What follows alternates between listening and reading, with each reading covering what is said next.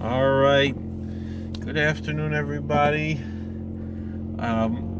We had a very, very good question from our friend David Barnes in reference to the video that he made about the importance of studying scripture in the original tongue. How do you learn if if you don't have time to go sit in yeshiva and be immersed in this language? How do you develop proficiency in the Hebrew language or the Aramaic language? So I can really only speak for myself. I know one thing, that I've never been great at languages, but I've always been relatively good at languages. I have a certain knack that kind of makes me lazy and leaves me kind of mediocre, because I don't work very hard in language study. I really don't like language study. I hate teaching language. I hate teaching reading and language. I can't stand it. I don't have any interest in it. If I want to teach a language, the way I always did it was by taking a text, and we study the text and we learn words by studying the text. Because I don't have patience to just sit and learn language. But with my own experience, I would say, we could start with the Aleph Beis, where I'm assuming if we're talking about someone who's part of the religious Jewish community, they have some basic ideas of Hebrew reading, even if they don't understand what exactly they're reading. Which is not only this level of proficiency that you can read but not understand. It's not only, as you're mentioning here, for converts and newcomers in the community. Many people who are, I know people who are beautiful chazanim and balei kriya. They know how to lane, and they really can't translate very much of the text. They really don't know the words. They really don't know what you're saying if you try to communicate with them. But people who are expert cantors and just don't know, including Kriyas Torah, which is a skill, it takes practice, because there's no vowels and there's no cantillation marks. You have to memorize it a little bit. And the people, they put in work doing that, and they memorize it. It's not my style. Like, if I get up to lane, I mean, already, a lot of it I know already, but I don't like to really sit and practice it. I'll look it over, during the Aliyah, Ben Gavra L'Kavra. Just me personally, I'm just talking about, so I'm not a very good person for most people to learn from with these things. But I'll talk a little bit about my own experience in developing an understanding of Hebrew, and I'm still not perfect, but I can manage to pretty much open the Sefer, and pretty much I'm understanding what I'm reading.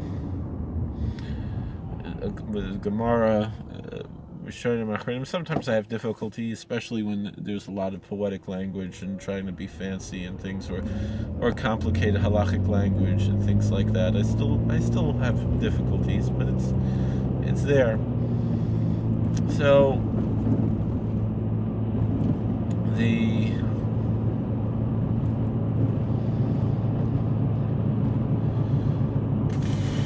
what were we talking about?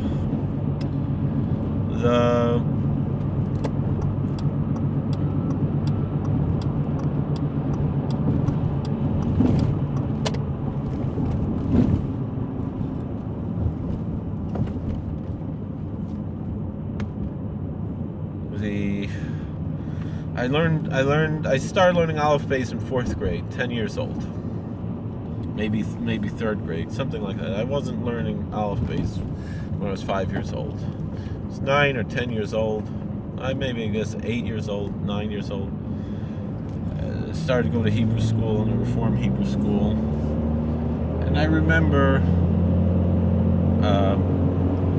they taught us the alphabet, and they taught us a list of 100 words in Hebrew.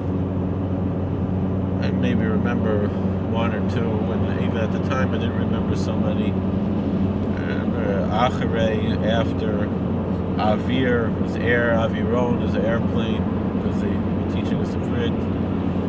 And that's about all I remember, really. Gamel, camel, Gomel. I remember they said Gamel. And I remember the look at I don't remember much, but I remember the teacher was like, kind of uncomfortable, like how similar calls all. Now I'm remembering more and more, but of what they had us remember in those days. And before my 10th birthday, we moved upstate. So I must have been in 3rd grade, like 8 years old, when I started to really learn Aleph Beis. Didn't learn the Kudus yet until when I was... And I remember even a friend of mine, he was excited learning the Kudus, that now we're learning to actually how to read the letters. Because, most kids in Hebrew school, they hate it. I always enjoyed Hebrew school. So I'm an oddball. I'm a weirdo. So we, when I turned 10 years old, we moved to the country. And all there was where to learn was an Orthodox shul. And even though I always knew my bar mitzvah was going to be in the Orthodox shul, because my Zayda davened in the Orthodox shul, but so this was what I had to remember. The first year, there was a girl teaching us. She said her father's a rabbi, and she's teaching boys and girls together in the shul, in the South Fallsburg shul. And then I don't remember her name. And then the following year was just the boys, and Rabbi Litt, who at the time was teaching in the day school all day, but he taught after school. He taught the public school kids in Hebrew school. There was a Hebrew school program then. Rabbi Gottlieb was still the Rav there, and the South Fallsburg shul was before Rabbi Barros was the Rav. And and it's interesting, the small world, because I taught in English in a few different yeshivas, term Achzeres Alachsan Yishallah, from my students in English. Twice I had Rabbi Gottlieb's children, and one of Rabbi Litt's children I had students of mine. So the world comes full circle. So, and not only that, but in Fallsburg you had Eineklich of Gedolei Yisrael, a few Eineklich of Rav Victor Miller, and Rav Miller had a big reishim on me. But to get back to our subject, learning Hebrew, and so they taught us how to read. And I remember the Hebrew school teacher, the girl, she showed us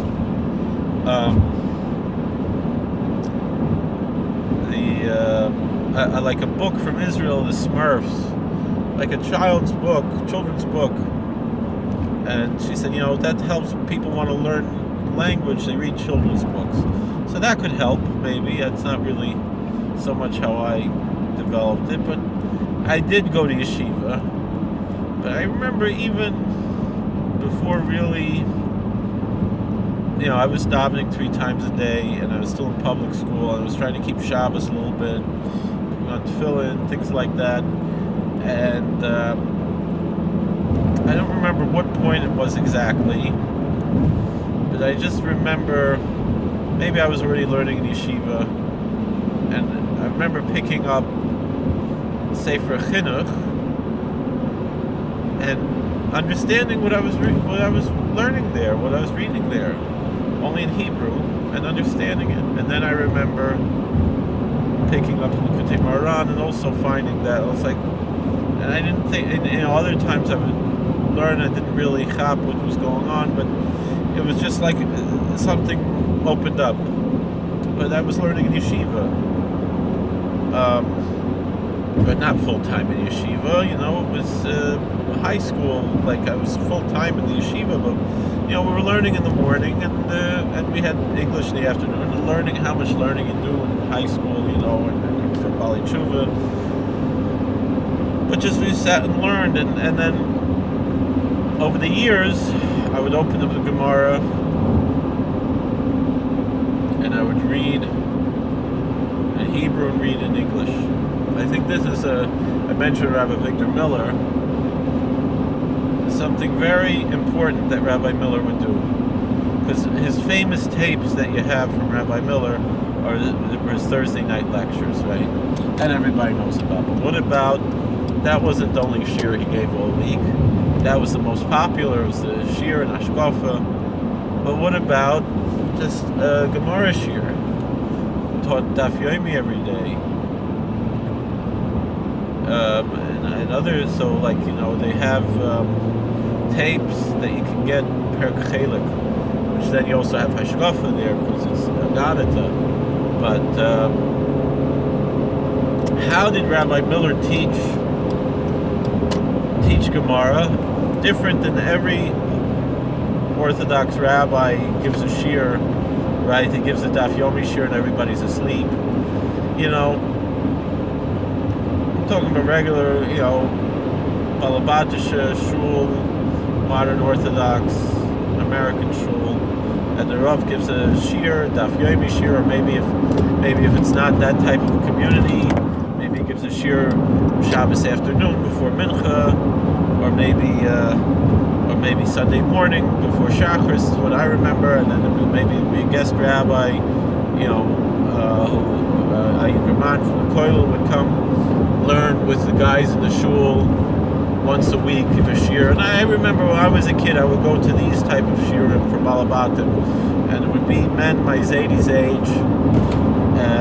My Zayda was already nifter, and I was learning in yeshiva, but I wanted to chop a little bit more learning, and I also liked the fellowship with the old guys. And I would go to Gemara shiur like this, and some other kids my age would do it too. I wasn't the only one, and we'd go to Gemara shiur, and but the thing is, and I remember things from Gemara shiur like that. I remember we learned Pesachim, and then I remember also that there were different teachers would come teach the Balabatim, different Koili Galai, different rabbis would come learn with the Balabatim, and they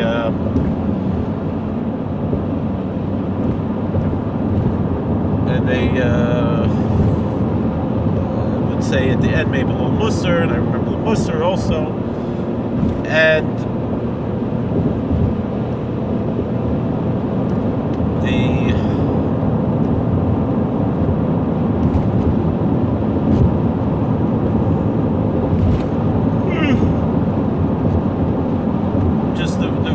but the thing was, so all right, they would discuss it, they would read the Gemara and explain it and discuss it, and maybe a Rashi, maybe a Tosfos, and it was a very simple Gemara shiur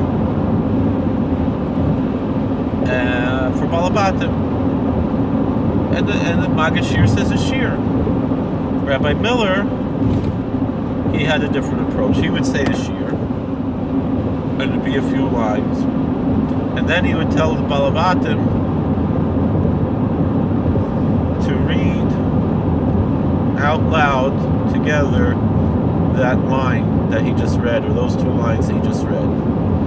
Now, Rabbi Miller was in Flatbush, people who knew how to learn Gemara, but still he made sure that they didn't just hear, and you fulfill the mitzvah of Talmud Torah listening to the shiur, but they would also mouth the words, say the words out loud, understanding what they're saying. After they heard the explanation, they would say the words.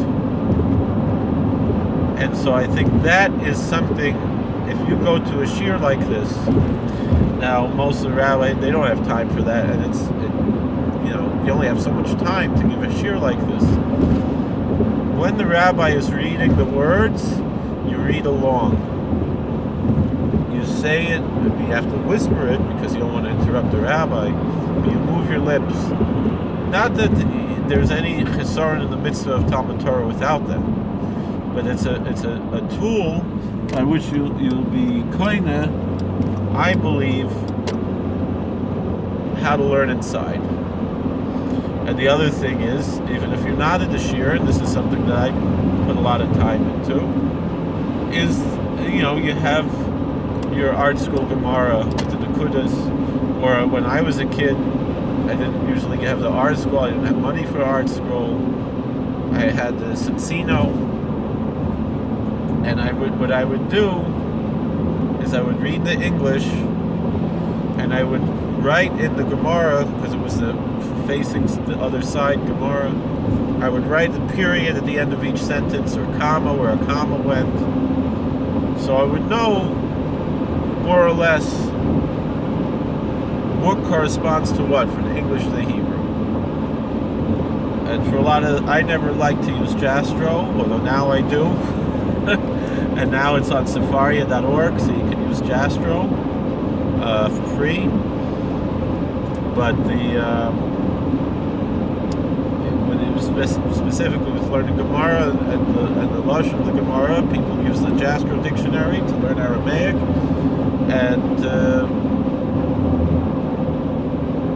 And for Hebrew, there are dictionaries, and then there's also books like the ones that we were told. I never really used these books, and I learned more. There's certain things with Hebrew that I'm only learning now. I think I'm 35 years old. I've been a rabbi for 13 years, and it's something like what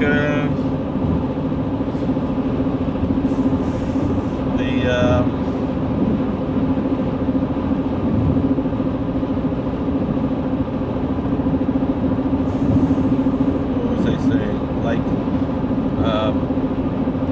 Kometz Katan. I didn't know what a Kometz Katan was.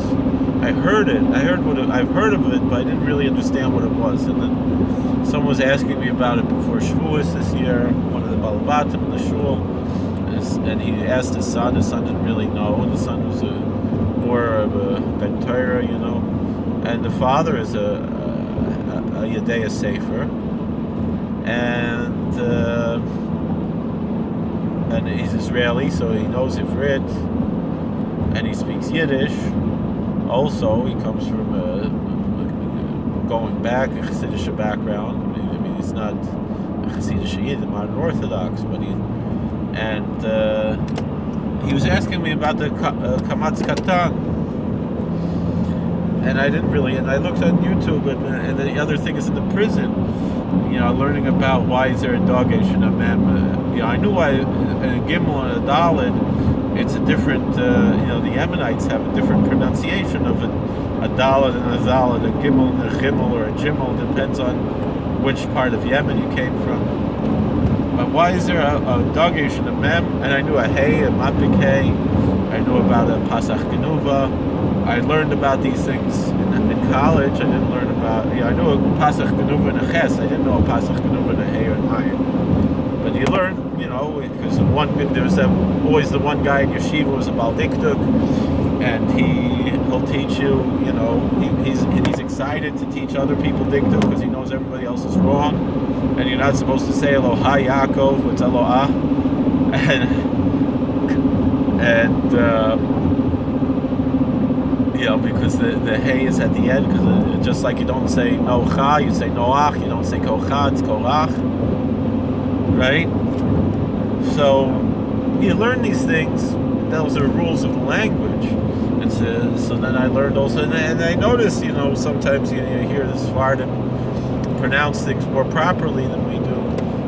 according to laws of dikduk and things, and then you learn what it is, that to repeat that it's a double letter because it has the dot and the pintle. So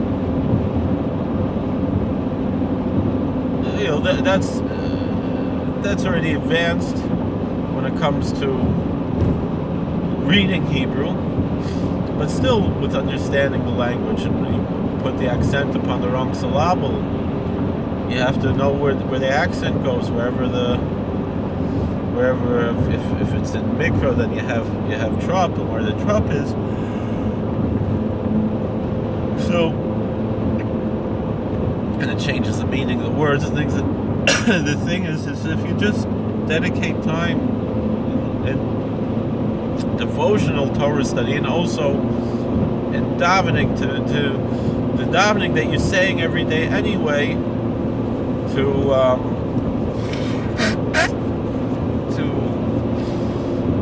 try to learn the meaning of the words of the davening. I know a lot of people like these interlinear sidurim. I don't really like them. I find them distracting. But I understand, these types of tools that you're going to learn the meaning of the words like this. One thing that I used to do when I was a kid that I think helped me a lot, even though I remember, my rabbi's kids, they all went off the derech, those two kids who would pick on me about this. But I would take out the Hertz Chumash and follow along the parsha, but follow along like I'm reading subtitles in a movie. Meaning, I was able to know which word, listening to the laning and knowing which word we're up to, and then sometimes it's easy because you know certain words, and then you wind up learning these other words through this method. And I remember the kids saying, "No, you got to look at the Hebrew, don't look at the English." And I was like, "No, I want to learn it." And that helped me a lot to be able to, that I developed following along like that. So these are the advice that I can give someone who's part of an Orthodox Jewish community, and they know how to daven, they can read the words, but they don't understand the words. You invest time in understanding particularly the things that you're saying very often. And another way to do that is also by one thing is to say the words out loud, and also in English to say it out loud. The Gemara says that and Rambam brings it down, that if you want to remember your learning, you should say your learning out loud. You should pronounce the words loudly, and if you don't do that, where you're just skimming with your eyes, and for sure then you're going to forget easily. But if you're saying it out loud, you're going to develop a hergel, you're going to develop a regilas, you're going to develop to be a habit in this. So it's the same thing like Mashbaruch Emerda Geshem or Saint Talamatar, now we're all nervous, we're going to remember the Saint Talamatar, those of us in Chutzlaretz, right? Those of us who daven 3 times a day, or with the Svardim, Barchenu, Barchalenu, so, or even some of the Hasidim, visions of Hasidim, they say Barchenu, like the Svardim. But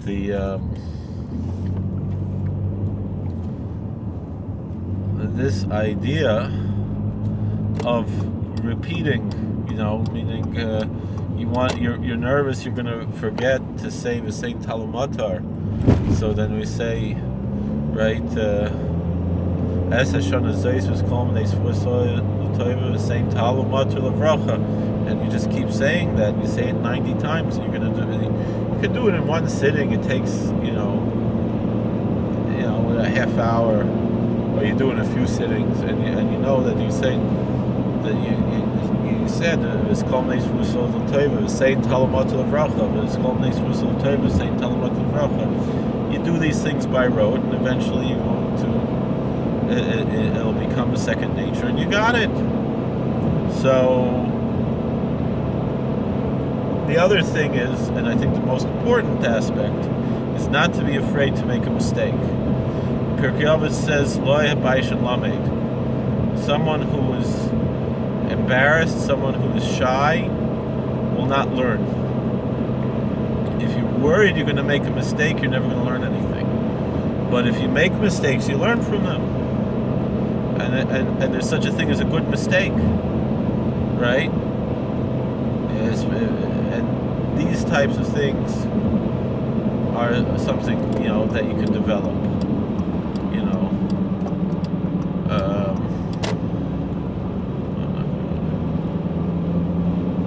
So that's basically the answer that I have. They say things out loud, and also maybe to have people to bounce it off of, and not to be afraid to make mistakes, and also to surround yourself with people who are not going to make fun of you for making mistakes, but are going to correct you gently and recognize and praise you, that recognize you found that was a good mistake. But like I said, I'm not, I'm not a good teacher when it comes to these things. I can maybe give advice and talk about how I developed it, and I learned a lot from my mistakes. I made a lot of mistakes. The same thing in halacha, I made mistakes. Same thing in everything, and that's how you learn. And don't worry about making mistakes. That's why there's erasers on pencils, and that's tshuva is a real thing. Don't be overwhelmed. Tanzdorain and mikveh. You go in mikveh and you're clean, and that's it. So I went on for about a half hour talking about this. I think this is okay. But those are my pieces of advice, especially, so to reiterate, it's to say the words out loud, to even, make sure you're mouthing the words, saying the words, repeating the words, going over them, and then you have those books. You have the books like, that I forgot to mention, there's books that people tell us. I never use them, so I can't vouch for them. I can't say review, but like you have Hayesod, I know is one that's very popular for Hebrew, and then there's Aids to Talmud Study, or Aiding Talmud Study. I think they changed the name of, I think the book was originally called Aids to Talmud Study, and they changed it to Aiding Talmud Study in the early 80s. I'm serious about that. And so you can sometimes find some old copies of that were still called Aids to Talmud Study, and then it became Aiding Talmud Study.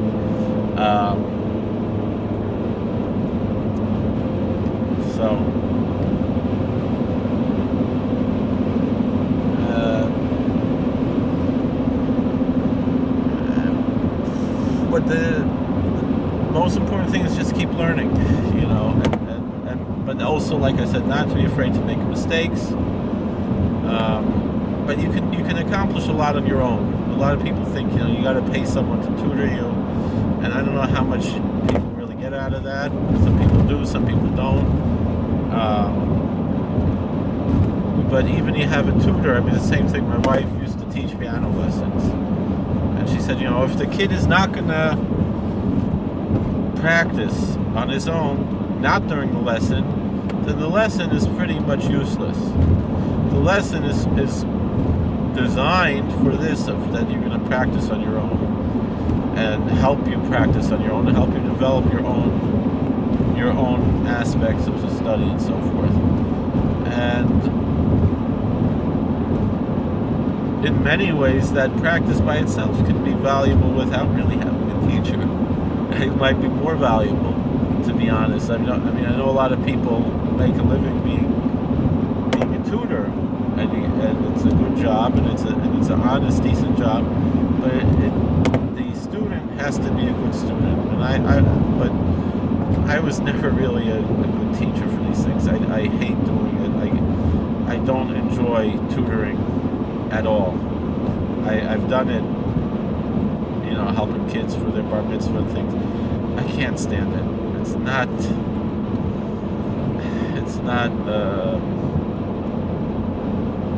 not really worthwhile for me to try it, to teach it, and do things like this. For other people it is. I don't know. It's just me. So, thank you for watching. God bless. Please like, share, and subscribe. Comment. Tell me what you think. What are some advice that other people might have here on how to learn?